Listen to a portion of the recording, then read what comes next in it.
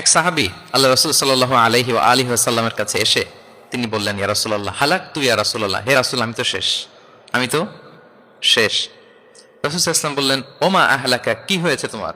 তো সে বলে, ওয়াকাআতু আলা ইমরাআতি ফি রমাদান, আমি তো রমজান মাসে দিনের বেলায় আমার স্ত্রীর সাথে মেলামেশা করে ফেলছি, একেবারে ফাইনাল মেলামেশা, আমার সিমেন আউট হয়ে গেছে বডি থেকে। এজন্য সে অস্থির হয়ে রাসূল সাল্লাল্লাহু আলাইহি ওয়াসাল্লামের কাছে এসে, ইয়া রাসূলুল্লাহ আমি তো শেষ, আমারে বাঁচান। কি হয়েছে? বলে, দিনের বেলায় রমজানে স্ত্রীর সাথে মেলামেশা, ইন্টিমেসি নিষেধ, আমি তো ইন্টিমেসিতে চলে গেছি, আমার কি হবে, আমারে বাঁচান। তো আপনারা জানেন যে ইচ্ছাকৃত যদি কেউ রোজা ভাঙে, ইচ্ছা করে যদি কেউ রোজা ভাঙে, তার বিধান হচ্ছে তার কাজাও করতে হবে, কাফারাও দিতে হবে। কাজা মানে একটা রোজার জন্য আরেকটা রোজা, আর কাফারা হচ্ছে হয় তাকে একটা দাস আজাদ করতে হবে, অথবা তাকে 60টা রোজা রাখতে হবে টানা, অথবা 60 জন মিসকিনকে খাওয়াতে হবে। তো সে যখন এসে বললো, ইয়া রাসূলুল্লাহ আমাকে বাঁচান, কি করবো আমি? রাসূল সাল্লাল্লাহু আলাইহি ওয়াসাল্লাম বলেন, আচ্ছা ঠিক আছে, তুমি এই কাজ করে ফেলছো, তোমার তো পেনাল্টি হয়েছে। তো পেনাল্টি কি? তো বলে যে, রাসূল সাল্লাল্লাহু আলাইহি ওয়াসাল্লাম বলেন যে, তুমি একটা দাস আজাদ করে দাও।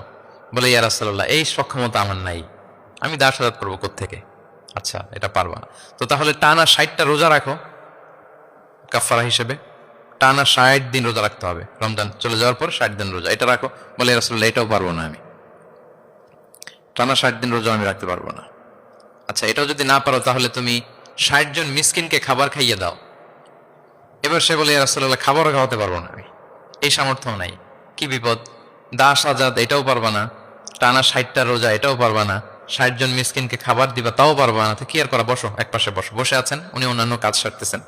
হঠাৎ এক ঝুড়ি খেজুর রাসূল সাল্লাল্লাহু আলাইহি ওয়াসাল্লামের কাছে আসলো, এক ঝুড়ি সাদাকার খেজুর আসলো।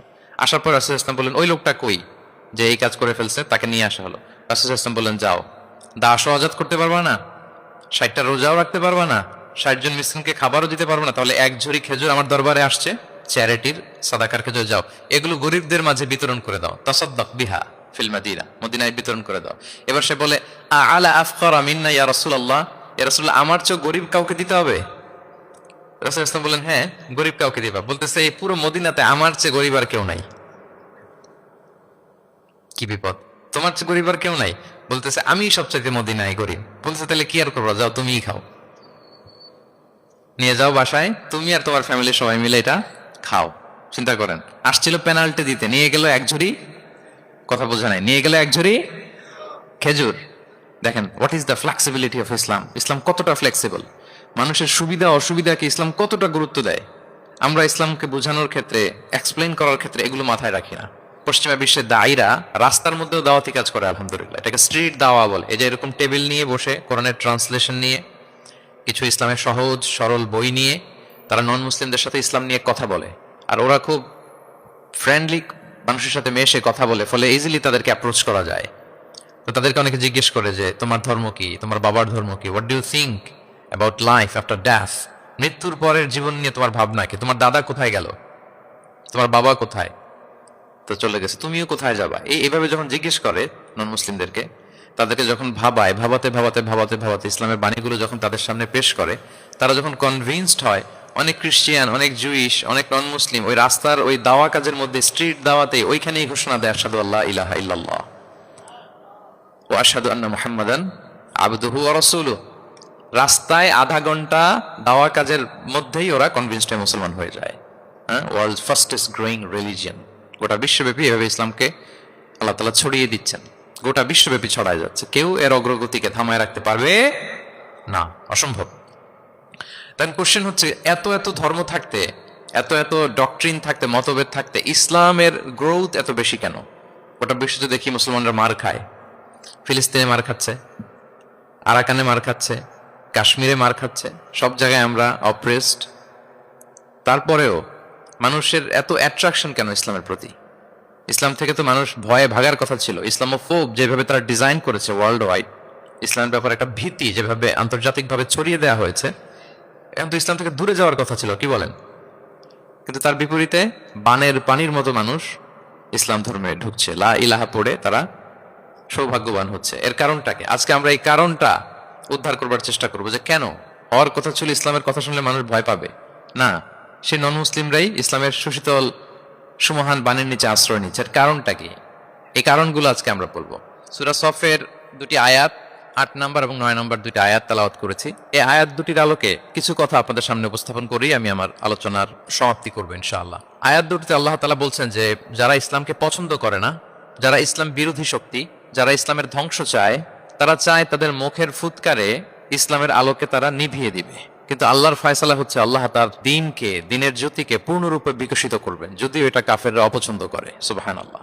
এবং তিনি আল্লাহ তাআলা রাসূলকে প্রেরণ করেছেন হেদায়েত দিয়ে আর সত্য ধর্ম দিয়ে, দ্বীনে হক দিয়ে, যাতে করে মানব রচিত যত ধর্ম আছে, মতবাদ আছে, সব কিছুর কবর রচনা করে এগুলোর উপরে আল্লাহ তাআলা দ্বীন ইসলামকে বিজয়ী করতে পারেন, যদিও এটা মুশরিকদের কাছে খুব অসহনীয়। তাহলে এই আয়াত দুটি থেকে আমরা বুঝতে পারলাম যে ইসলামের বিজয় অবশ্যম্ভাবী এই পৃথিবীতে।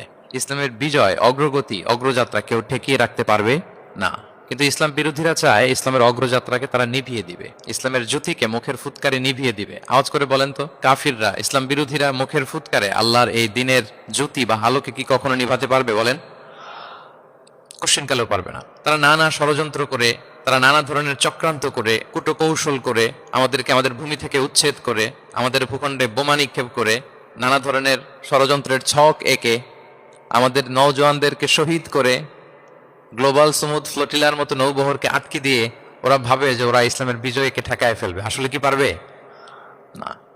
আল্লাহ বলেন, আমি ইসলামের জ্যোতিকে পূর্ণরূপে বিকশিত করবো। আল্লাহু আকবার। এটাকে কেউ ঠেকাতে পারবে না। তাহলে ইসলামের বিজয় অবশ্যম্ভাবী।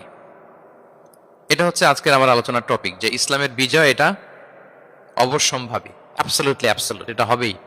এটাকে কেউ ঠেকাতে পারবে না। ওয়াদাটা কার বলেন তো? সবাই একটা আওয়াজ করে বলুন, ওয়াদা কার? এটা আল্লাহর ওয়াদা, যে আল্লাহ তাআলা তার জমিনে তার দিনকে তিনি বিজয়ী করবেন, ডমিনেন্ট করবেন, পাওয়ারফুল করবেন। পৃথিবীর কোন শক্তি ইসলামের এই বিজয়কে, অগ্রযাত্রাকে আটকাতে পারবে না। ইসলামের বিজয় সুনিশ্চিত। ইসলাম বিজয়ী হবে আপনাকে নিয়ে বা আপনাকে ছাড়া, আমাকে নিয়ে কিংবা আমাকে ছাড়া। আই রিপিট, আমি আবারও বলছি, ইসলামের বিজয় হবেই হবে, আপনাকে সহ বা আপনাকে ছাড়া, আমাকে সহ বা আমাকে ছাড়া, বিজয় হবেই। সো আমি যদি এই মহাবিজয়ের একটা অংশীজন হতে পারি, এটা আমার জন্য লাখ। কি বলেন? এই বিজয়ের পার্ট যদি আমি হতে পারি, এই ভিক্টরির একটা পার্ট যদি, অংশ যদি হতে পারি, তো এটা আমার জন্য ব্লেসিংস, আমার সৌভাগ্য। ঠিক কিনা বলেন? এখন বলেন, আমরা সেই সৌভাগ্যের অধিকারী হতে চাই কি চাই না? হতে চাই না সবাই? আল্লাহ তাআলা কবুল করুক, আমরা পড়ি আমিন। তাহলে আল্লাহর ওয়াদা, ইসলামের বিজয় হবেই হবে, সুনিশ্চিত, কোনো সন্দেহ নাই। কেউ এই বিজয়কে ঠেকাতে পারবে না। ইসলামের বিজয় হবে আমাকে নিয়ে বা আমাকে ছাড়া, আপনাকে নিয়ে বা আপনাকে ছাড়া, বিজয় হবেই। তবে আমরা যদি লেগে থাকতে পারি, এটা আমাদের জন্য সৌভাগ্যের। এবং আমরা যদি দেখি, আল্লাহ রাসূল সাল্লাল্লাহু আলাইহি ওয়া আলিহি ওয়াসাল্লাম তিনিও এরকম ভবিষ্যৎবাণী তিনি করে গিয়েছেন যে ইসলামের বিজয় অবশ্যম্ভাবী। মুসনাদ আহমদ ইবনে হাম্বলের হাদিস তিনি বলেন, লা ইয়াবলুগান্না হাযাল আমরু মা বালাগাল লাইলু ওয়ান নাহার ওয়ালা ইয়াতরুকুল্লাহু বাইতা ওয়াবার ওয়ালা মাদার ইল্লা আদখালাহুল্লাহু হাযা দ্বীন। এই দ্বীন ইসলাম, এই লা ইলাহা ইল্লাল্লাহর বাণী পৌঁছে যাবে গোটা বিশ্বব্যাপী। যেখানে দিন হয়, রাত হয়, দিন রাত্রির আবর্তন পৃথিবীর যেখানে ঘটে, সেখানেই কালেমার বাণীকে পৌঁছে দিবে কে? এই পৃথিবীতে এমন কোনো কাঁচা পাকা ঘর থাকবে না যে এই ঘরে লা ইলাহার বাণী পৌঁছাবে না। সুবহানাল্লাহ। পৃথিবীতে এমন কোনো জায়গা থাকবে না, এটা হোক মরুভূমি, হোক জঙ্গল, হতে পারে পাহাড়, হতে পারে কোনো আদিবাসী নৃগোষ্ঠী থাকে, পৃথিবীর এমন কোনো জায়গা থাকবে না যেখানে লা ইলাহার বাণী পৌঁছাবে না, পৌঁছে যাবে। সহিহ মুসলিমের আরেক বর্ণনায় আল্লাহ রাসূল সাল্লাল্লাহু আলাইহি ওয়া আলিহি ওয়াসাল্লাম তিনি বলেন, ইন্নাল্লাহা যাওয়ালি আল আরবা ফারাআইতু মাশারিকাহা ওয়া মাগারিবাহা ওয়া ইন্না মুলকা উম্মতি সায়াবলুগু মা যুবিয়া লি মিনহা। তিনি বলেন, আল্লাহ তাআলা গোটা বিশ্বটাকে ছোট করে একটা রেপ্লিকা বানিয়ে আমার চোখের সামনে তুলে ধরেছেন। আমি পৃথিবীর প্রাচ্য পাশ্চাত্য সবটুকুন দেখেছি, আর আমি যদ্দূর দেখেছি ঠিক তদ্দূর কালেমার বাণী পৌঁছে যাবে। সুবহানাল্লাহ পড়বেন না? তার মানে গোটা বিশ্বব্যাপী ইসলামের সুমহান বাণীকে পৌঁছে দিবে কে? আল্লাহ পৌঁছে দিবেন। আল্লাহর ওয়াদা আর নবী আলাইহিস সালামের ভবিষ্যৎবাণী। তো ইসলামের এই বিজয়ের অংশী যেন আমরা হতে পারি, আল্লাহ আমাদেরকে তৌফিক দান করুক। আপনি যদি বর্তমান পৃথিবীর দিকে তাকান, তাহলে দেখবেন যে ইসলামের বিরুদ্ধে এত ষড়যন্ত্র, এত কনস্পাইরেসি, এত অত্যাচার, অপারেশন, এত কিছুর পরেও ইসলাম হচ্ছে world's fastest growing religion right now. পৃথিবীর সবচাইতে গ্রোয়িং রিলিজিয়ন হচ্ছে ইসলাম, সবচাইতে। আপনি দেখেন, জরিপ চালিয়ে একটু খোঁজখবর নিয়ে দেখেন, সারা ওয়ার্ল্ডে দ্য ফাস্টেস্ট গ্রোয়িং রিলিজিয়ন হচ্ছে ইসলাম, সবচাইতে বাড়ন্ত যেই ধর্মের ভেতরে মানুষ বানের পানির মতো প্রবেশ করছে, সেই ধর্মটার নাম কি? ইসলাম। মানুষ প্রবেশ করছে বানের পানির মতো। আপনি পশ্চিমা বিশ্বে দেখেন, প্রতি জুমাবারে অনেক অমুসলিম, নন মুসলিম, ইহুদি, খ্রিস্টান, এইথিস্ট, সংশয়বাদী, অ্যান্টাগনিস্ট, তারা এসে শাহাদা বাণী পড়ে মুসলমান হয়ে যাচ্ছে প্রতি জুমাবার, নারী পুরুষ নির্বিশেষে, আস্তিক নাস্তিক নির্বিশেষে প্রতি জুমাবারে তারা এসে শাহাদা পড়ে মুসলমান হয়ে যাচ্ছে। এটা তো মসজিদের খবর। রাস্তাঘাটেও আমাদের পশ্চিমা বিশ্বের দায়ীরা রাস্তার মধ্যেও দাওয়াতি কাজ করে, আলহামদুলিল্লাহ। এটাকে স্ট্রিট দাওয়া বলে। এই যে এরকম টেবিল নিয়ে বসে কোরআনের ট্রান্সলেশন নিয়ে ইসলাম ধর্মে ঢুকছে, লা ইলাহা পড়ে তারা সৌভাগ্যবান হচ্ছে। এর কারণটা কি? আজকে আমরা এই কারণটা উদ্ধার করবার চেষ্টা করবো, যে কেন হওয়ার কথা ছিল ইসলামের কথা শুনলে মানুষ ভয় পাবে না, সেই নন মুসলিমরাই ইসলামের সুশীতল সুমহান বাণীর নিচে আশ্রয় নিচ্ছে। এর কারণটা কি? এই কারণগুলো আজকে আমরা বলবো। যে সমস্ত কারণে ইসলামের এই জয় জয়কার, যে সমস্ত কারণে অমুসলিমরা ইসলামের প্রতি অ্যাট্রাক্টেড হচ্ছে, যে সমস্ত কারণে মানুষ অন্য ধর্ম ছেড়ে মুসলিম হওয়ার জন্য পাগল পাড়া, এই কারণগুলো আজকে আমরা একটু অ্যানালাইসিস করবো। এর মধ্যে এক নম্বর কারণ হচ্ছে, আমার সুপ্রিয় দক্ষিণ কোরিয়া প্রবাসী ভাইয়েরা, এক নম্বর কারণ হচ্ছে ইসলাম বা ইসলামী যে মতবাদ, এটা হচ্ছে ভেরি ন্যাচারাল। আমাদের ধর্মটা হচ্ছে ভেরি ন্যাচারাল রিলিজন। এটা খুবই স্বভাবজাত, খুবই স্বভাবজাত, রুচিসম্মত আর কি, পরিবেশ সম্মত, স্বাস্থ্যসম্মত, রুচিসম্মত, স্বভাবজাত। এটা মানতে, শুনতে, বুঝতে খুব সহজ। এটা আমাদের জীবনের সাথে খুব যায়। আরবিতে এটাকে বলে দীনুল ফিতরা। কি বলে? দীনুল ফিতরা, মানে এটা ফিতরাতের ধর্ম। এই ধর্মের উপরই মানুষকে আল্লাহ তাআলা তৈরি করেছেন। এটা এটা যখন সুন্দরভাবে কারোর সামনে প্রেজেন্ট করা হয়, এটা তার কাছে এলিয়েন মনে হয় না, বরং বেশ আপন মনে হয়।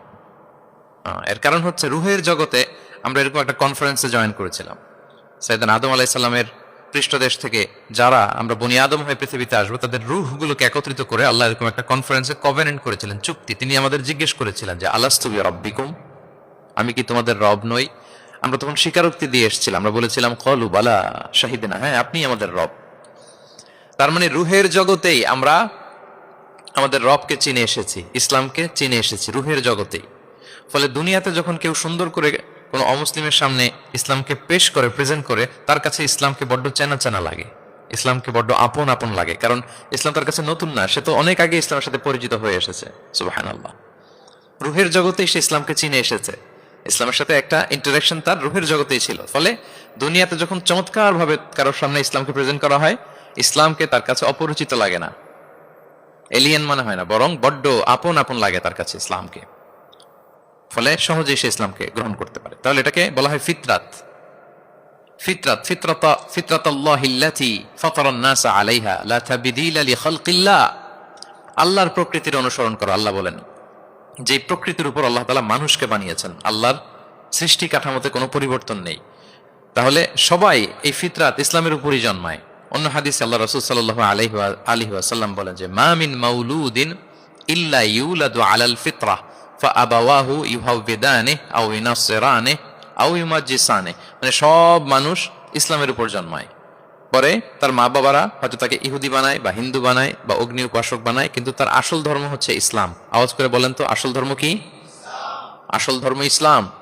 সে ফিতরাতের উপর জন্মগ্রহণ করেছে। এমনিতেই বাই ডিফল্ট তার মনটা ইসলামের দিকে টানে। এই পৃথিবীতে যা কিছু ভালো, যা কিছু কল্যাণকর, যা কিছু আমাদের সাথে খাপ খায়, সুইট করে, সহজে সুইটেবল হয়, এটাই ফিতরাত। এটাই কি? ফিতরাত। তো সব মানুষ ফিতরাতের উপর জন্মেছে, ইসলামের উপর জন্মেছে। মেরাজের রাতে রাসূল সাল্লাল্লাহু আলাইহি ওয়াসাল্লামকে দুইটা পেয়ালা দেয়া হয়েছে। তিনি বললেন উতিতু বিইনাআইন, আমাকে জিবরাইল আলাইহিস সালাম দুইটা বাটি দিল বা পেয়ালা দিল। ফি আহাদিহিমা লাবান ওয়া ফিল আখারি খামর। এর একটার মধ্যে ছিল দুধ আর একটা মদ। আমি দেখতে পাচ্ছিলাম না কোনটাই কি। আমাকে যখন দেয়া হলো ফাআখাযতুল লাবান, আমি দুধের বাটি নিলাম।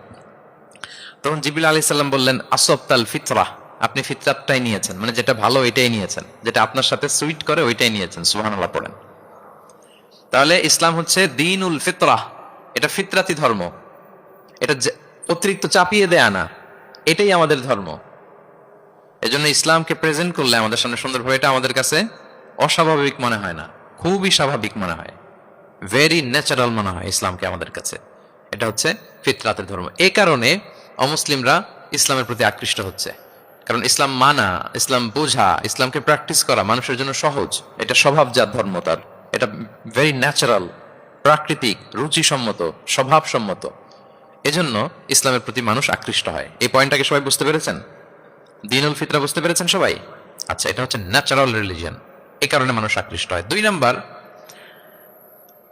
ইসলামের প্রতি এত আকৃষ্ট হওয়ার কারণ হচ্ছে দ্য ইউনিভার্সালিটি অফ ইসলাম। আরবিতে এটাকে বলে আল উমুম, মানে ইসলামের সার্বজনীনতা।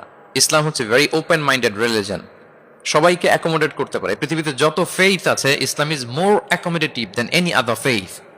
যে কোনো ফেইথ বা বিশ্বাসের চেয়ে ইসলাম ভেরি অ্যাকোমোডেটিভ, সবার জন্য খোলা।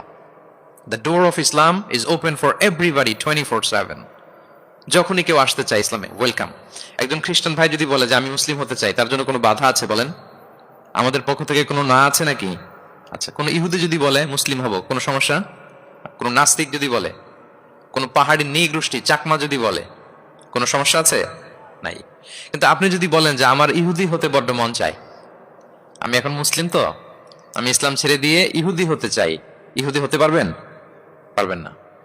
যদি জেনে না থাকেন জেনে নেন, চাইলেই কেউ ইহুদি হতে পারে না। ইহুদি হতে হয় বাই বর্ন, জন্মসূত্রে। তাও আবার বাবা ইহুদি হইলে হবে না। কি আজীব তামাশা! মা ইহুদি হইতে হবে। ইহুদি মায়ের পেট থেকে যদি কেউ জন্মায় তাইলে সে ইহুদি। কিন্তু আমাদের ধর্মে এরকম নিয়ম আছে বলেন তো? না। তাহলে ইসলামটা হচ্ছে সার্বজনীন, এখানে কোনো সাম্প্রদায়িকতা নেই। কারণ ইসলাম সকল সম্প্রদায়ের জন্য এসেছে। আলহামদুলিল্লাহ পড়েন। ইসলামের সাম্প্রদায়িকতা আছে? না, এটা সকল সম্প্রদায়ের জন্য এসছে। যেমন দেখেন, ইসলামের রব আল্লাহ তাআলাকে আল্লাহ কিভাবে পরিচয় করায় দিচ্ছেন। আল্লাহ বলছেন সূরা ফাতিহার শুরুতে, আমরা প্রতিদিন এটা রিসাইট করি, আমরা পড়ি আলহামদুলিল্লাহি রাব্বিল, সবাই পড়েন আলহামদুলিল্লাহি রাব্বিল আলামিন। প্রশংসা সেই আল্লাহর যিনি হচ্ছেন রব্বুল আলামিন, মানে জগৎ সমূহের রব। তিনি সবার রব। কার রব? সবার রব। তিনি কিন্তু বলেন না আলহামদুলিল্লাহি রাব্বিল মুসাল্লিন, তিনি শুধু মুসল্লিদের রব বলছে? রব্বিল মুসলিমিন, শুধু মুসলিমিনদের রব বলছে? হ্যাঁ। রব্বুল হাজিন, শুধু হাজি সাহেবদের রব বলছে? না, তিনি কি বলছেন? রব্বিল আলামিন। তাহলে তিনি গোটা জগতের রব, সবার রব তিনি।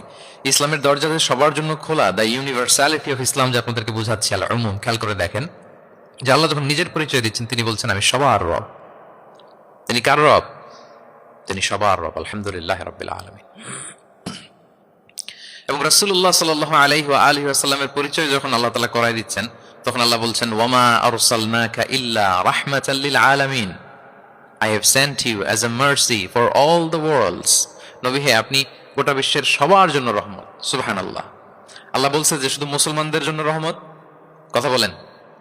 শুধু আরবদের জন্য রহমত? শুধু সাদা চামড়ার মানুষদের জন্য রহমত? শুধু পুরুষদের জন্য রহমত? না। এই রহমত কাদের জন্য বলেন তো দেখি, বুঝে থাকলে? আল্লাহর হাবিব সাল্লাল্লাহু আলাইহি ওয়াসাল্লাম কাদের জন্য রহমত বলেন তো সবাই? সবার জন্য রহমত। দেখেন ইউনিভার্সালিটি অফ ইসলাম, ইসলাম যে সবার জন্য। আচ্ছা, আল্লাহ সবার, রাসূলও সবার। এবার ইসলামের কিতাব কোরআনের দিকে যদি খেয়াল করি, কোরআনের পরিচয় দিতে যে আল্লাহ তাআলা বলেছেন ইন হুয়া ইল্লা যিকরা লিল আলামিন, নিশ্চয়ই কোরআনটা হচ্ছে জগৎবাসীর জন্য যিকরা, উপদেশ, রিমাইন্ডার। তাহলে কোরআনও সবার জন্য নাকি শুধু আমাদের? প্রিয় ভাইরা, কোরআন কি শুধু আমাদের বই? না, এটা হিন্দু ভাইদেরও বই, এটা নাস্তিকদেরও বই, এটা বুদ্ধিস্টদেরও বই, তাদের হেদায়েতের কথাও এখানে আছে। এটা সবার বই, এটার ওনারশিপ সবার, এটা আমাদের সবার। তাহলে দেখেন, আমাদের রব সবার, আমাদের রাসূল সবার, আমাদের কিতাব সবার। তাহলে ইসলামে কোনো সংকীর্ণতা নেই, ইসলামে কোনো সাম্প্রদায়িকতা নেই, কোনো সম্প্রদায়ের জন্য ইসলাম আসেনি। ইসলাম এসেছে সবার জন্য। আলহামদুলিল্লাহ পড়েন। তাহলে দ্য ইউনিভার্সালিটি অফ ইসলাম, এটা ক্লিয়ার না সবার কাছে? বুঝতে পেরেছেন? তাহলে কেন ইসলাম দ্য ফাস্টেস্ট গ্রোয়িং রিলিজিয়ন? গোটা বিশ্বে সবচেয়ে বেশি গ্রো হচ্ছে ইসলামের। 2টা কারণ বলে ফেলেছি। 1 নম্বর কি ছিল বলেন তো? মনে আছে কিনা কারো দেখি? Very natural religion. কে বলছে ন্যাচারাল দেখি? এই মাশাআল্লাহ। কি উনি শুধু বুঝলো নাকি, আর বাকিরা বললেন না যে? 1 নম্বর কি ছিল? ন্যাচারাল। ইসলাম হচ্ছে ভেরি ন্যাচারাল রিলিজিয়ন, স্বভাবজাত, প্রাকৃতিক ধর্ম। আমাদের মনের সাথে, প্রকৃতির সাথে খাপ খায় না এরকম কোনো আইন বিধান ইসলামে নাই। গেল। 2 নাম্বার কি বললাম? জোরে। সার্বজনীন। সার্বজনীন ধর্ম, সবার এটা। কোনো নির্দিষ্ট গোষ্ঠী, কোনো সম্প্রদায়ের জন্য ইসলাম আসে নাই। আচ্ছা, 3 নাম্বার হচ্ছে ফ্লেক্সিবিলিটি। ইসলাম অনেক ফ্লেক্সিবল একটা রিলিজিয়ন। আরবিতে এটাকে বলে আত-তাইসির, মানে ইসলামে কাঠিন্যতা নেই, ইসলামের বিধানগুলো সহজ। বলেন, ইসলামের বিধান মানতে আপনাদের কঠিন লাগে?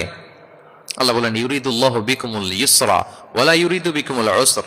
আল্লাহ তোমাদের জন্য সহজ চান, কঠিন চান না। আল্লাহ কি চায়? সবাই বলুন। আল্লাহ সহজ চায়, আল্লাহ কঠিন চায় না। আমরা অনেক সময় কঠিন করে দিনকে উপস্থাপন করি, জটিল করে দিনকে উপস্থাপন করি। ওমা জাআলা আলাইকুম ফিদ-দীনি মিন হারাজ। আল্লাহ তাআলা দিনে কোনো জটিলতা রাখেননি, কিন্তু আমরা খুব কঠিন করে উপস্থাপন করি। আল্লাহ বারবার বলেছেন সহজ সহজ সহজ, লা ইউকাল্লিফুল্লাহু নাফসান ইল্লা উসআহা। আল্লাহ সাধ্যের বাইরে কাউকে কিছু চাপিয়ে দেন না। আমাদের যদ্দূর সাধ্যের কোলায় ঠিক তদ্দূরই আল্লাহ চাপিয়ে দেন। সুবহানাল্লাহ। ইসলাম কত সহজ, কতটা সহজ আমি আপনাদেরকে বুঝিয়ে বলছি, আপনারা একটু মনোযোগ দিয়ে শুনুন। একটা ছোট্ট হাদিস আপনাদের সাথে শেয়ার করি। ইসলাম কতটা সহজ আপনারা একটু শুনলেই বুঝতে পারবেন।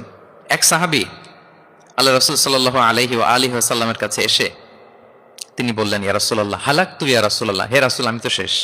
আমি তো, শুনতেছেন, মনোযোগ আছে? আমি তো শেষ। রাসূল সাল্লাল্লাহু আলাইহি ওয়াসাল্লাম বললেন, ওমা আহলাকা, কি হয়েছে তোমার? তো সে বলে, ওয়াকাআতু আলা ইমরাআতি ফি রমাদান, আমি তো রমজান মাসের দিনের বেলায় আমার স্ত্রীর সাথে মেলামেশা করে ফেলছি, একেবারে ফাইনাল মেলামেশা, আমার সিমেন আউট হয়ে গেছে বডি থেকে। এজন্য সে অস্থির হয়ে রাসূল সাল্লাল্লাহু আলাইহি ওয়াসাল্লামের কাছে এসে, ইয়া রাসূল আমি তো শেষ, আমারে বাঁচান, আমারে বাঁচান। কি হয়েছে? বলে, দিনের বেলায় রমজানে স্ত্রীর সাথে মেলামেশা, ইন্টিমেসি নিষেধ, আমি তো ইন্টিমেসিতে চলে গেছি, আমার কি হবে, আমারে বাঁচান।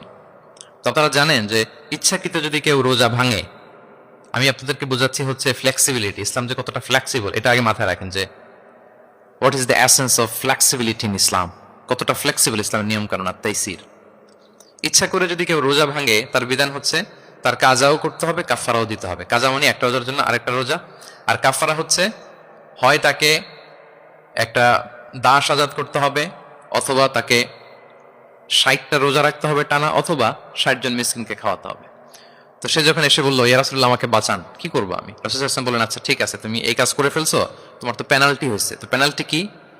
তো বলে যে, রাসূল সাল্লাল্লাহু আলাইহি ওয়াসাল্লাম বললেন যে তুমি একটা দাস আজাদ করে দাও। বলে, ইয়া রাসূলুল্লাহ এই সক্ষমতা আমার নাই, আমি দাস আজাদ করবো কোত্থেকে? আচ্ছা, এটা পারবা না, তো তাহলে টানা 60টা রোজা রাখো কাফারা হিসেবে, টানা 60 দিন রোজা রাখতে হবে, রমজান চলে যাওয়ার পরে 60 দিন রোজা, এটা রাখো। বলে, ইয়া রাসূলুল্লাহ এটাও পারবো না, আমি টানা 60 দিন রোজা আমি রাখতে পারবো না। আচ্ছা, এটাও যদি না পারো, তাহলে তুমি 60 জন মিসকিনকে খাবার খাইয়ে দাও। এবার সে বলে, ইয়া রাসূলুল্লাহ খাবারও খাওয়াতে পারবো না, আমি এই সামর্থ্য নাই। কি বিপদ! দাস আজাদ এটাও পারবা না, টানা 60টা রোজা এটাও পারবা না, 60 জন মিসকিনকে খাবার দিবা তাও পারবা না, তো কি আর করা? বসো, এক পাশে বসো। বসে আছেন, উনি অন্যান্য কাজ সারতেছেন। হঠাৎ এক ঝুড়ি খেজুর রাসূল সাল্লাল্লাহু আলাইহি ওয়াসাল্লামের কাছে আসলো, এক ঝুড়ি সাদাকার খেজুর আসলো। আসার পর রাসূল সাল্লাল্লাহু আলাইহি ওয়াসাল্লাম বললেন, ওই লোকটা কই যে এই কাজ করে ফেলছে? তাকে নিয়ে আসা হলো। রাসূল সাল্লাল্লাহু আলাইহি ওয়াসাল্লাম বললেন, যাও, দাসও আজাদ করতে পারবা না, 60টা রোজাও রাখতে পারবা না, 60 জন মিসকিনকে খাবারও দিতে পারবো না, তাহলে এক ঝুড়ি খেজুর আমার দরবারে আসছে, চ্যারিটির সাদাকার খেজুর, যাও এগুলো গরিবদের মাঝে বিতরণ করে দাও, তাসাদ্দাক বিহা ফিল মাদিনা, মদিনায় বিতরণ করে দাও। এবার সে বলে, আলা আফকারা মিন্না ইয়া রাসূলুল্লাহ, ইয়া রাসূলুল্লাহ আমার চেয়ে গরিব কাউকে দিতে হবে? রাসূল সাল্লাল্লাহু আলাইহি ওয়াসাল্লাম বললেন, হ্যাঁ গরিব কাউকে দিবা। বলতেছে, এই পুরো মদিনাতে আমার চেয়ে গরিব আর কেউ নাই। কি বিপদ! তোমার চেয়ে গরিব আর কেউ নাই? বলতেছে, আমি সবচেয়ে মদিনায় গরিব। বলতেছে, তাহলে কি আর করবো, যাও তুমিই খাও, নিয়ে যাও বাসায়, তুমি আর তোমার ফ্যামিলির সবাই মিলে এটা খাও। চিন্তা করেন, আসছিল পেনাল্টি দিতে, নিয়ে গেল এক ঝুড়ি, কথা বোঝা নাই, নিয়ে গেল এক ঝুড়ি খেজুর। দেখেন what is the flexibility of Islam. ইসলাম কতটা ফ্লেক্সিবল, মানুষের সুবিধা অসুবিধাকে ইসলাম কতটা গুরুত্ব দেয়। আমরা ইসলামকে বোঝানোর ক্ষেত্রে, এক্সপ্লেইন করার ক্ষেত্রে এগুলো মাথায় রাখি না। তাহলে ইসলামের এই যে ফ্লেক্সিবিলিটি যখন কোনো নন মুসলিম দেখে, এই হাদিস যদি কোনো নন মুসলিম পড়ে, আপনি বলেন সে কি আর অন্য ধর্মে থাকতে পারবে? যে একটা ধর্ম এত ফ্লেক্সিবল হয় কি করে, এত ফ্লেক্সিবল। এভাবে আপনি যদি দেখেন যে রাসূল সাল্লাল্লাহু আলাইহি ওয়াসাল্লাম খুব সহজ করে দিন ইসলামকে উপস্থাপন করেছেন। কাউকে যখন তিনি কোনো দায়িত্ব দিয়ে কোথাও পাঠাতেন, তখন তিনি একটা বিখ্যাত কথা বলে দিতেন, সবসময় বলতেন যে, বাশশিরু ওয়ালা তুনাফিরু, ইয়াসসিরু ওয়ালা তুআসসিরু, তোমরা মানুষকে সুসংবাদ দাও দিনের ব্যাপারে, মানুষকে ভয় দেখিও না, দিন থেকে ভাগিও না। ইয়াসসিরু, তোমরা দিনকে সহজ করে প্রেজেন্ট করো, ইসলামকে জটিল করে মানুষের সামনে কখনো প্রেজেন্ট করো না। ফ্লেক্সিবিলিটি। আল্লাহ রাসূল সাল্লাল্লাহু আলাইহি ওয়া আলিহি ওয়াসাল্লাম তিনি একবার মসজিদে নববীতে বসা, এক বেদুইন আসলেন বেদুইন, নোমাডিক গাই, বেদুইন, যার মধ্যে সভ্যতার ছোঁয়া লাগেনি। তো সে মসজিদে ঢুকেই উঠে চড়ে আসলেন, উঁটটাকে মসজিদের পিলারের মধ্যে বেঁধে রাসূল সাল্লাল্লাহু আলাইহি ওয়াসাল্লামকে সালামও দিচ্ছে না। কি দিচ্ছে না? সালামও দিচ্ছে না, কথাও বলতেছে না। মসজিদে ঢুকে পিলারের মধ্যে উটটাকে বেঁধে 2 রাকাত নামাজ পড়া শুরু করছে। 2 রাকাত নামাজের পরে দোয়া করতেছে। কি দোয়া জানেন? দোয়ায় বলতেছে আল্লাহুম্মা আরহামনি ওয়া মুহাম্মাদা ওয়া লা তারহাম মা'ানা আহাদা। মানে আল্লাহ তুমি শুধু আমাকে রহম করো আর মুহাম্মদ সাল্লাল্লাহু আলাইহি ওয়াসাল্লামকে রহম করো, আমাদের দুইজনের সাথে আর কাউরে তুমি রহম করো না। বেদুইন হলে যা হয়, তার যে এটিকেটস অফ দোয়া, দোয়ার যে আদব, অন্যের জন্য দোয়া করলে যে নিজের লাভ এটা ভুলে গেছে। আপনারা এটা জানেন তো যে অন্যের জন্য দোয়া করলে লাভ? জানেন? আপনি যদি এক ভাইয়ের জন্য দোয়া করেন যে আল্লাহ সে অসুস্থ, তুমি তাকে সুস্থ করে দাও, ফেরেশতারা বলতে থাকে আল্লাহ যিনি এই দোয়াটা করলেন তার কোনো অসুস্থতা থাকলে আগে তুমি তাকে সুস্থ করে দাও। ধরেন যে আপনার এক ভাই দারিদ্র্যের কষাঘাতে জর্জরিত, টাকা পয়সা না, আপনি দোয়া করলেন যে আল্লাহ আমার ভাইটা আর্থিক সমস্যায় আছে, তার আর্থিক সমস্যা দূর করে দাও। ফেরেশতারা দোয়া করে আল্লাহ যিনি দোয়া করলো তার যদি আর্থিক সমস্যা থাকে তুমি আগে তার আর্থিক সমস্যা দূর করে দাও। সুবহানাল্লাহ, সুবহানাল্লাহ বিহামদি। তো এক লোক এই হাদিসের ফজিলত শুনে ইফতারের পূর্ব মুহূর্তে, যেহেতু দোয়া কবুল হয়, তার ওয়াইফ ইফতারি তৈরি করতেছে, এই হাদিসের ফজিলত শুনে এক লোক তার বন্ধুর জন্য দোয়া করতেছে যে আল্লাহ আমার বন্ধুটা তো এখনো বিয়ে হয় নাই, তুমি সুন্দরী রূপবতী একটা স্ত্রীর ব্যবস্থা করে দাও আল্লাহ আমার বন্ধুর। এই দোয়া শুনে তার স্ত্রী তো রেগে মেগে আগুন, সেই ইফতারি রেখে দিয়ে এসে বলে, এই এত বড় সাহস, কি দোয়া করো এসব উল্টাপাল্টা? স্বামী বলে, কি দোয়া উল্টাপাল্টা, কি দোয়া করলাম? আমি তোমার বন্ধুর জন্য দোয়া করছি যে আল্লাহ তারে তুমি রূপবতী সুন্দরী স্ত্রীর ব্যবস্থা করে দাও। তো ওয়াই বলে, এই তুমি কি মনে করছো আমি হাদিসটা জানি না যে অন্যের জন্য ভালো কোনো দোয়া করলে আগে এটা নিজের জন্য কবুল হয়? সুবহানাল্লাহ। দেখেন ইসলামের বিধান কত সুন্দর। আপনি অন্যের কল্যাণ কামনা করলে এটা, এই কল্যাণ ফিরে আপনার দিকে আসে আগে। সুবহানাল্লাহ। তো এই বেদুইনের এটা জানা ছিল না, সে এসে দোয়া করতেছে আল্লাহুম্মা আরহামনি ওয়া মুহাম্মাদা ওয়া লা তারহাম মা'ানা আহাদা। আল্লাহ তুমি শুধু আমারে রহম করো আর মুহাম্মদ সাল্লাল্লাহু আলাইহি ওয়াসাল্লামকে রহম করো, আমাদের দুজনের সাথে আর কাউরে রহম করো না। রাসূল ইসলাম তাকিয়ে বলেন, হায় রে, একটা প্রশস্ত বিষয়কে সে সংকীর্ণ করে ফেললো। আফসোস করে বলতেছে, কারণ আল্লাহর দরবারে রহমের কি কোনো ঘাটতি আছে বলেন তো? আল্লাহর দরবারে রহমতের কোনো কমতি আছে? নাই। রাসূল ইসলাম পরিষদে সবাইকে ইনক্লুড করতে পারতো। আচ্ছা গেল, দোয়া শেষে এবার সে মসজিদে নববীর মাঝখানে বসে পেশাব করা আরম্ভ করছে। এবার তো সাহাবারা রেগে মেগে আগুন, কি এত বড় সাহস, মসজিদে নববীর মাঝখানে পেশাব, সবাই উদ্ধত হচ্ছে, তাকে মারতে যাবে। রাসূল ইসলাম সবাইকে সামলালেন, থামালেন, বললেন রাখো রাখো রাখো, ছাড়ো, আগে সারতে দাও। কারণ কেউ যখন ওয়াশরুম সারে মাঝখানে তাকে ডিস্টার্ব করা যায় না, এটা তার ক্ষতি হবে। রাসূল ইসলাম বললেন রাখো, লেট হিম পাস ইউরিন, তাকে কাজ সারতে দাও। সে কাজ সারলো। এবার রাসূল ইসলাম বললেন ও হারিকু আলা বাউলিহি সাজলান মিন মা, তার পেশাবের উপর এক বালতি পানি ঢেলে দাও, দিয়ে ফেললো। এবার রাসূল সাল্লাল্লাহু আলাইহি ওয়াসাল্লাম বললেন ইন্নামা বুইসতুম মুয়াসসিরিন ওয়া লাম তুবআসু মুআসসিরিন। হে সাহাবারা মনে রাখো তোমরা সহজপন্থী হিসেবে প্রেরিত হয়েছে, তোমরা কট্টরপন্থী হয়ে পৃথিবীতে প্রেরিত হও নাই। সুবহানাল্লাহ। তাহলে যে কোনো জিনিসের সলিউশন আপনার সহজভাবে করতে হবে, এটাকে জটিল বানানো যাবে না। আমরা অনেক সময় জটিল থেকে জটিল করি। তখনই বেদুইনকে রাসূল সাল্লাল্লাহু আলাইহি ওয়াসাল্লাম ডেকে বললেন, আচ্ছা তুমি যে কাজটা করলে, মসজিদে নববীর মাঝখানে পেশাব করলে, এটা কি ঠিক হলো? তুমি কি জানো এটা আল্লাহর ঘর, এটা আমাদের মদিনার কমিউনিটির ইবাদতগাহ, এখানে আমরা আল্লাহর ইবাদত করি, আল্লাহর জিকির করি, আল্লাহর কিতাব তেলাওয়াত করি, এটা কি তোমার ঠিক হলো? এইভাবে যখন আদর দিয়ে পরম মমতায় তাকে বুঝিয়ে বলা হলো, সে লজ্জিত হয়ে মাথা নিচু করে ফেললো। সুবহানাল্লাহ। সে রাসূল সাল্লাল্লাহু আলাইহি ওয়াসাল্লামের কাছে ক্ষমা চাইল। তাহলে প্রিয় সুধী, আপনি কোমলতা, ভালোবাসা দিয়ে যা জয় করতে পারবেন, কঠোরতা দিয়ে সেটা পারা যায় না। খেয়াল রাখবেন, ভালোবাসা দিয়ে যেভাবে আপনি মানুষের হৃদয়ে জয় করতে পারবেন, কঠোরতা দিয়ে পারবেন না। এজন্য ইসলাম ফ্লেক্সিবিলিটিতে বিশ্বাস করে। ফ্লেক্সিবিলিটি, লা ইউকাল্লিফুল্লাহু নাফসান ইল্লা উসআহা। আল্লাহ সাধ্যের বাইরে কাউকে কখনো কিছু চাপিয়ে দেয় না। এজন্য ইসলামকে সহজ করে উপস্থাপন করতে বলেছেন তিনি। মুআয ইবনে জাবাল রাদিয়াল্লাহু তাআলা আনহুকে রাসূল সাল্লাল্লাহু আলাইহি ওয়াসাল্লাম একবার ইমাম বানিয়ে পাঠালেন একটা এলাকায়। তো ওই এলাকার লোকেরা ছিল শ্রমজীবী সাহাবী, শ্রমজীবী। উট ব্যবহার করে সেখান থেকে কুয়া থেকে পানি নিয়ে খেজুর গাছের মধ্যে দিত।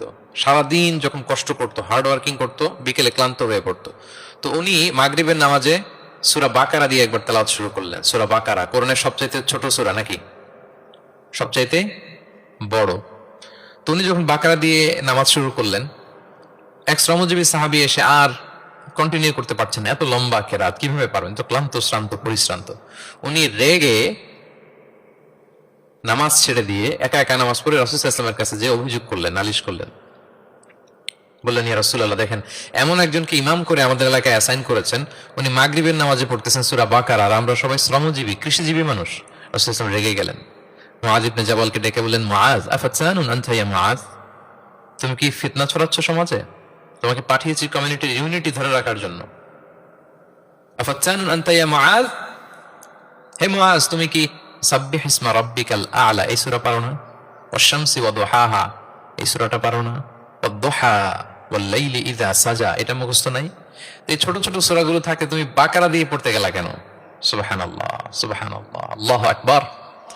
দেখেন ইসলাম কতটা ফ্লেক্সিবিলিটিতে বিশ্বাসী, সহজ সহজ করে ইসলাম সবকিছু উপস্থাপন করে।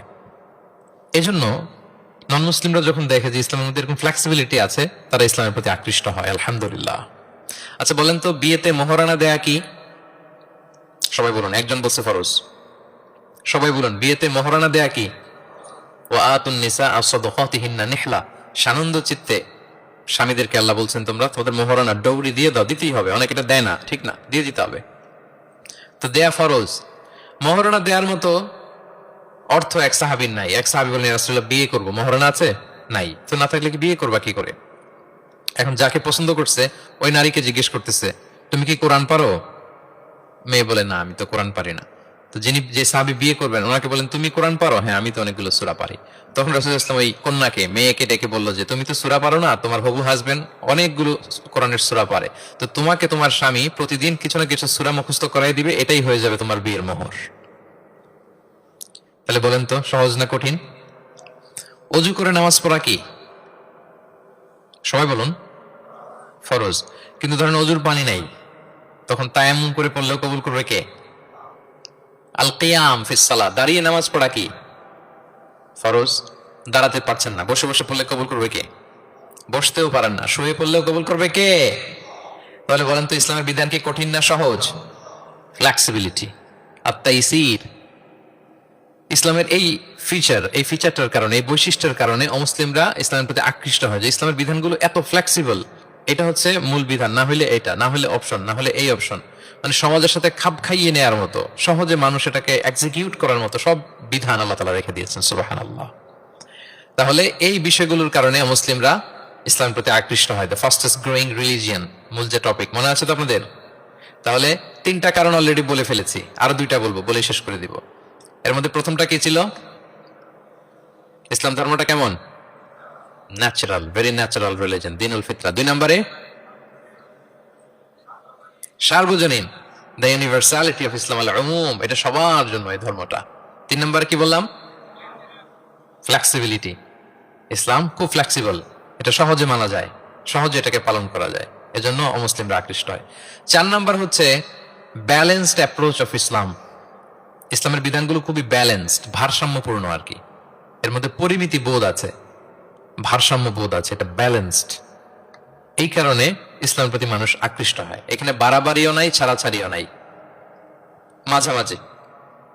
বাড়াবাড়িও নাই, ছাড়াছাড়িও নাই। আমার সাথে সাথে বলেন, কি নাই? বাড়াবাড়িও নাই, আর কি নাই? ছাড়াছাড়িও নাই, বরং মাঝামাঝি, ব্যালেন্সড অ্যাপ্রোচ। ইসলামের সবকিছু দেখবেন ব্যালেন্সড।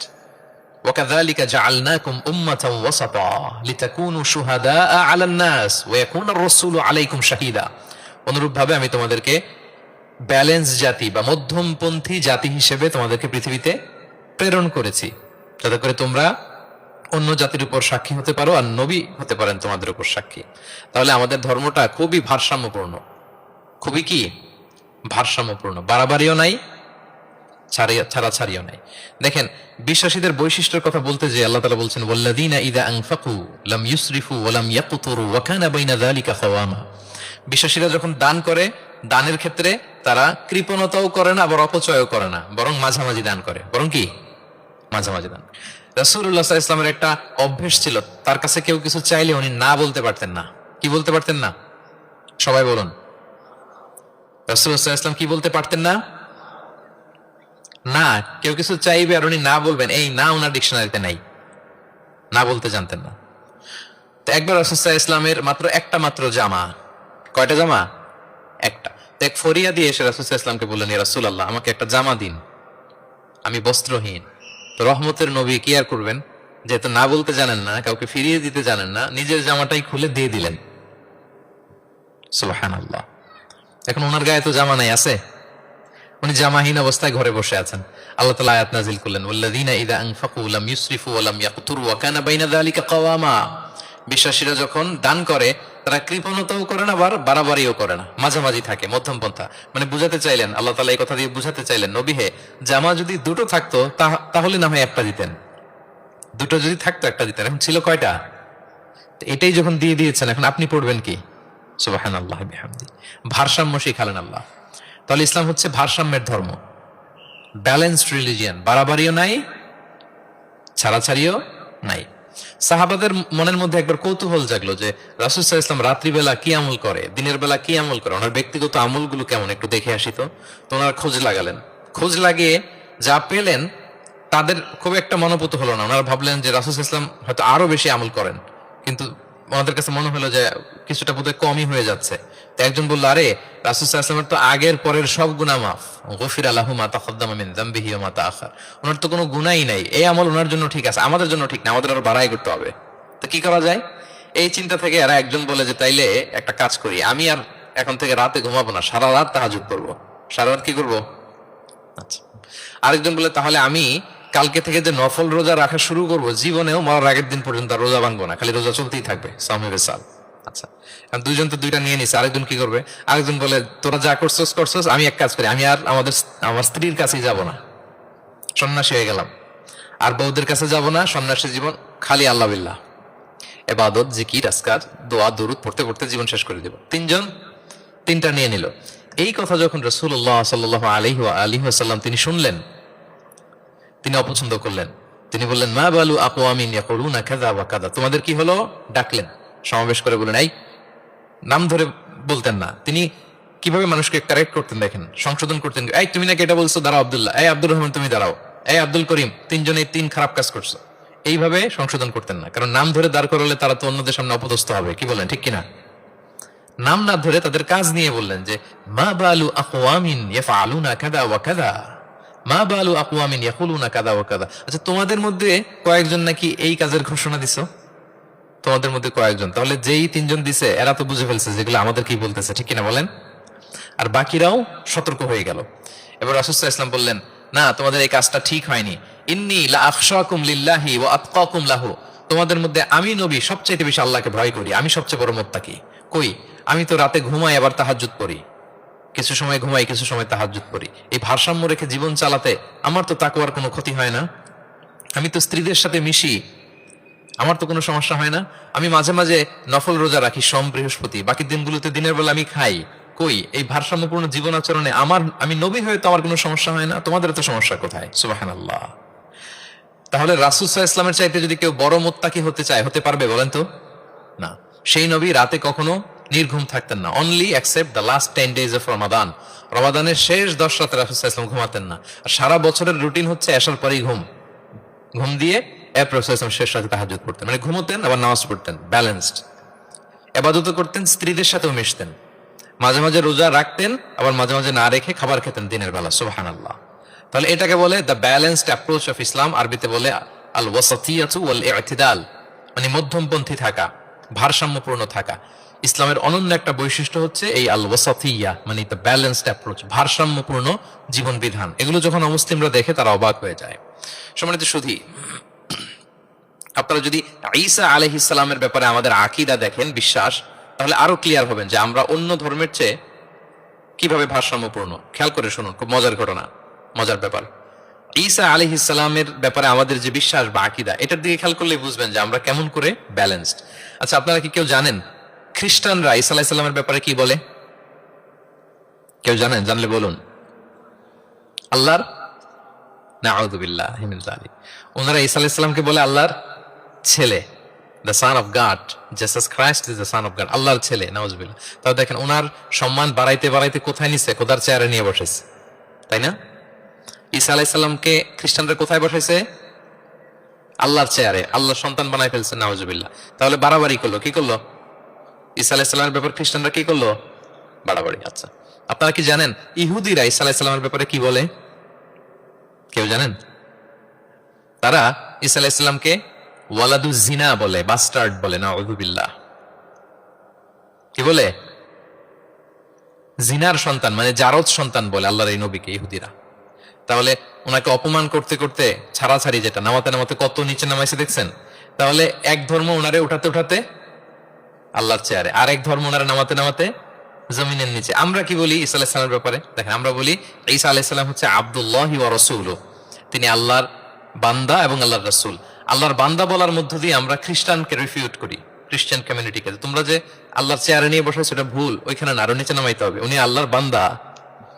আর রসুলহু, সম্মানিত রসুল বলে আমরা ইহুদিদেরকে রিফিউট করি, তাদের জবাব দেই যে না, তোমরা একজন নবীকে যে অপমান করে বলেছো উনি বাস্টার্ড, না, উনি রসুলহু, আল্লাহর প্রেরিত রসুল, এই বলে ওনার সম্মানকে আমরা উপরে উঠাই। তাহলে একদল নিছিল ওইদিকে, ওইখান থেকে নিচে নামায় নিয়ে আসি, একদল মাটির নিচে ঢুকাই দিছে, ওইখান থেকে উপরে উঠাই নিয়ে আসি, তাহলে আমরা মাঝামাঝি থাকি। সুবহানাল্লাহ পড়বেন না? ঈসা আলাইহিস সালামের ব্যাপারে আমাদের আকীদা হচ্ছে মানহাজুল ওয়াসাতিয়্যাতি ওয়াল ইতিদাল, আমরা মাঝামাঝি থাকি। আচ্ছা, আমাদের যে বোনদের পিরিয়ড হয় প্রতি মাসে, মেনস্ট্রুয়েশনাল পিরিয়ড হয়, খ্রিস্টানরা কি করে জানেন? কোনো বাজ বিছান নাই, পিরিয়ড আর নন পিরিয়ডের কোনো বাজ বিছান নাই, সারা মাস তারা তাদের স্ত্রীদের সাথে ইন্টিমেসিতে যায়। আচ্ছা, গেল, মানে বাড়াবাড়ি করলো, ছাড়াছাড়ি করলো। আর ইহুদিরা কি করে জানেন?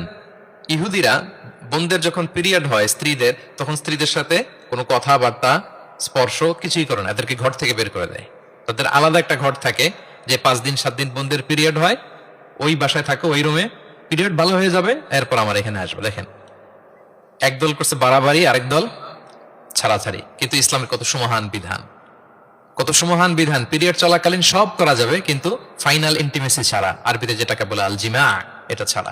তাহলে দেখেন, এই যে ঈসা আলাইহিস সালাম এবং এই যে বোনদের পিরিয়ডের যে বিধান, এক্ষেত্রে আমাদের ভারসাম্যপূর্ণ বিধান ফুটে ওঠে, যেটাকে বলে ব্যালেন্সড অ্যাপ্রোচ অফ ইসলাম, ইসলামের ভারসাম্যপূর্ণ বিধান।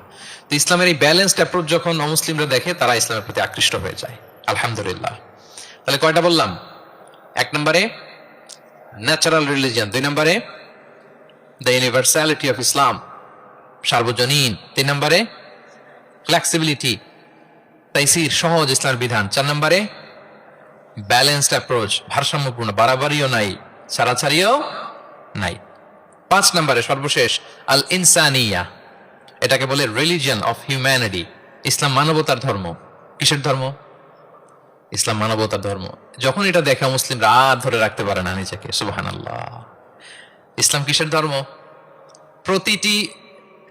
প্রত্যেক শ্রোতা বলবেন, অল অডিয়েন্স একসাথে বলেন, ইসলাম কিসের ধর্ম?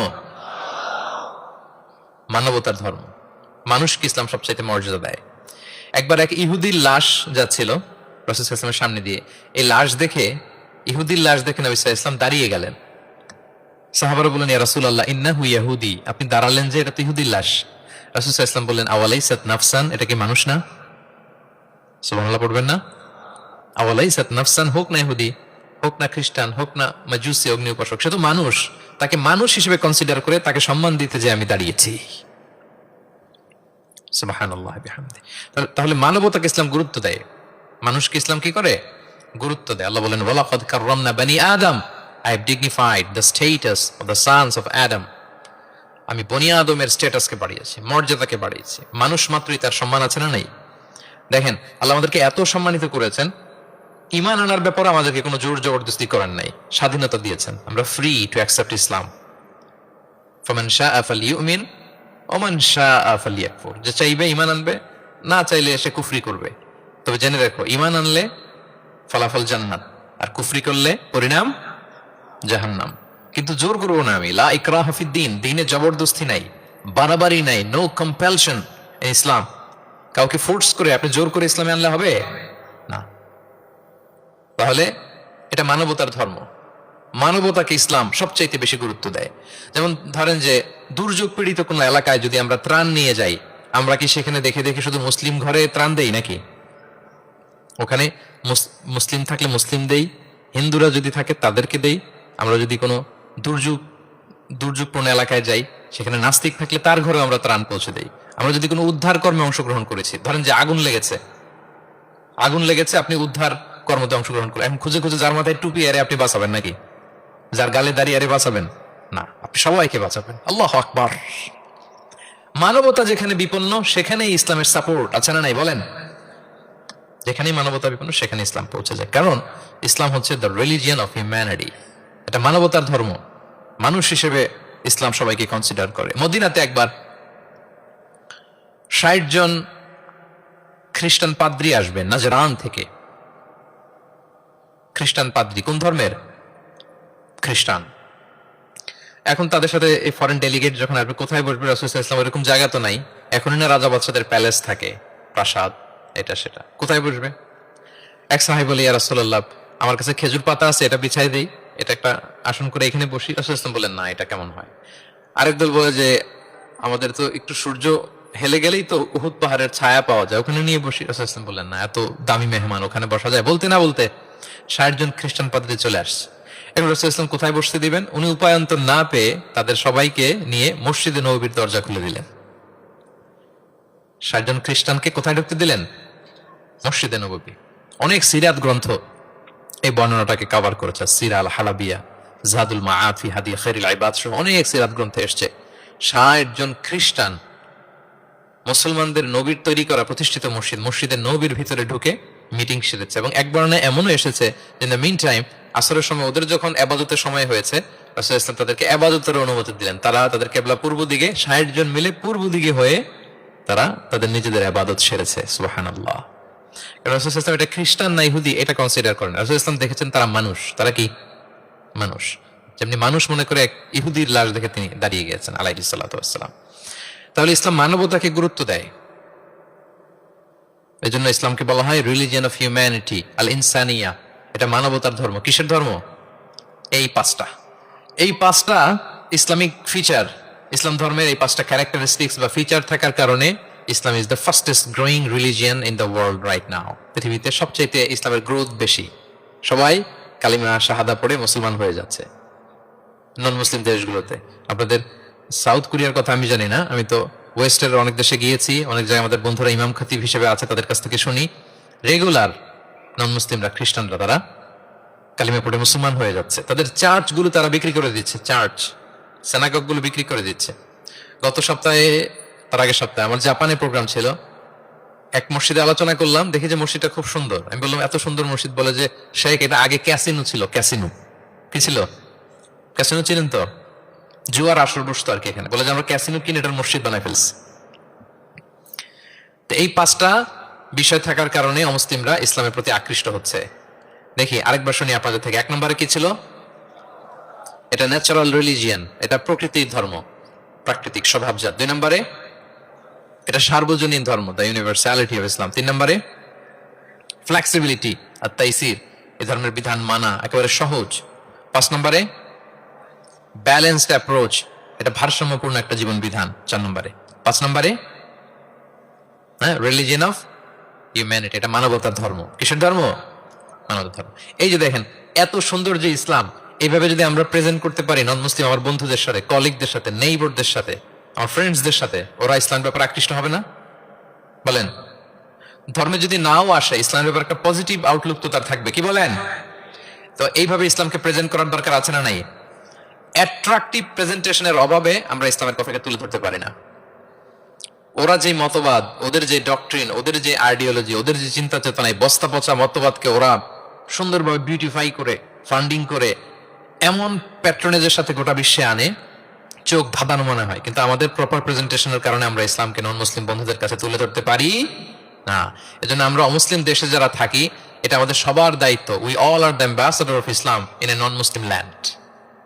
প্রত্যেকে আমরা ইসলামিক অ্যাম্বাসেডর। আপনাকে দেখে ওরা ইসলামকে জাজ করবে। আপনি যদি মিথ্যা বলেন তো আপনার গালি দিবে না, বলবে মুসলমানরাই এরকম, ঠিক কিনা?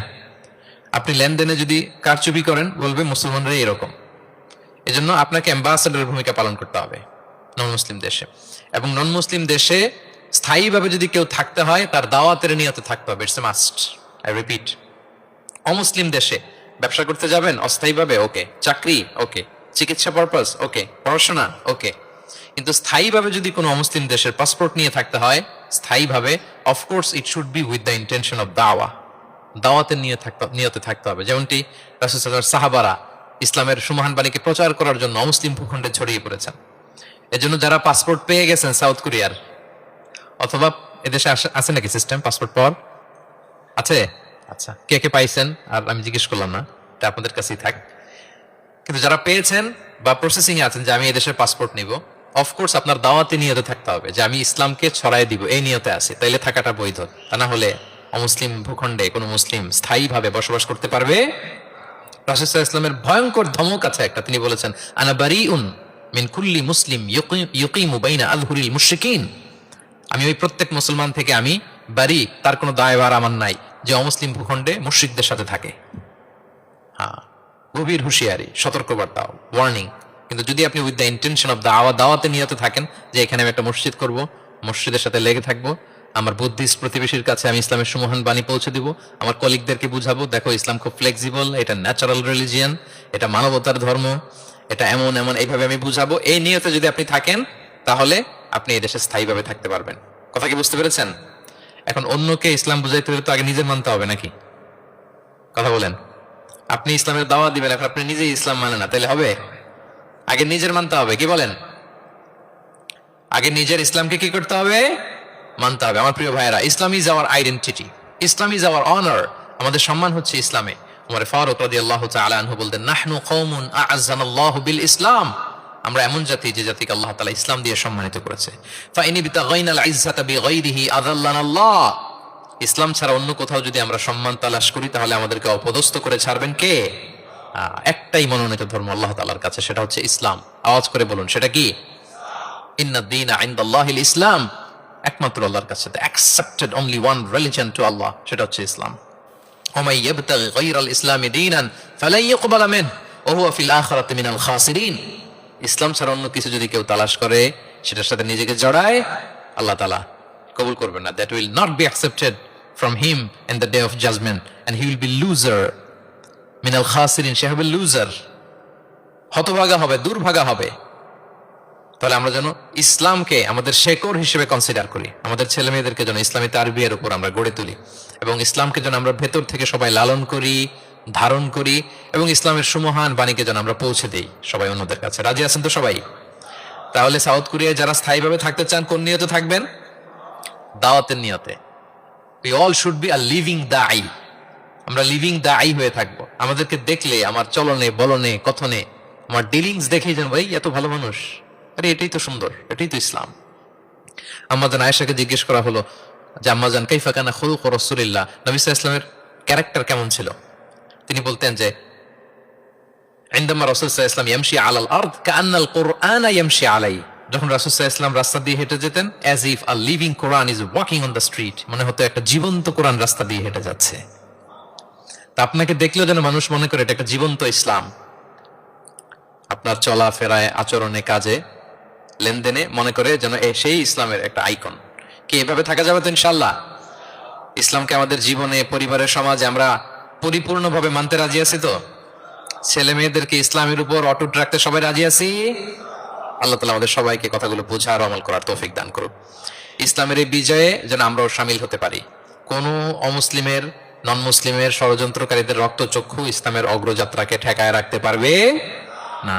আল্লাহ তার দিনের জ্যোতিকে পূর্ণরূপে বিকশিত করবেন এবং দিনের বিজয়ের এই মহা সমারোহে আমরাও যেন অংশীজন হতে পারি। আল্লাহ তাআলা আমাদের সবাইকে কথাগুলো বোঝার ও আমল করার তৌফিক দান করুক। হাযা মা ইনদি ওয়াল ইলমু ইনদাল্লাহি আলাইহি তাওয়াক্কালতু ওয়া ইলাইহি উনীব। দীর্ঘ প্রায় 1 ঘন্টা খুব মনোযোগ দিয়ে আপনারা এই টপিকের উপর আলোচনা শুনলেন। আপনাদের সবাইকে আবারও ধন্যবাদ জানাই। আজকের প্রোগ্রামের অর্গানাইজিং কমিটি যারা আছে তাদেরকে অন্তরের অন্তঃস্থল থেকে শুভেচ্ছা জানিয়ে ভবিষ্যতে আবারও হয়তো আপনাদের সাথে কোথাও দেখা হয়ে যাবে সেই প্রত্যাশা রেখে এখানেই শেষ করছি। আসসালামু আলাইকুম ওয়া রাহমাতুল্লাহি।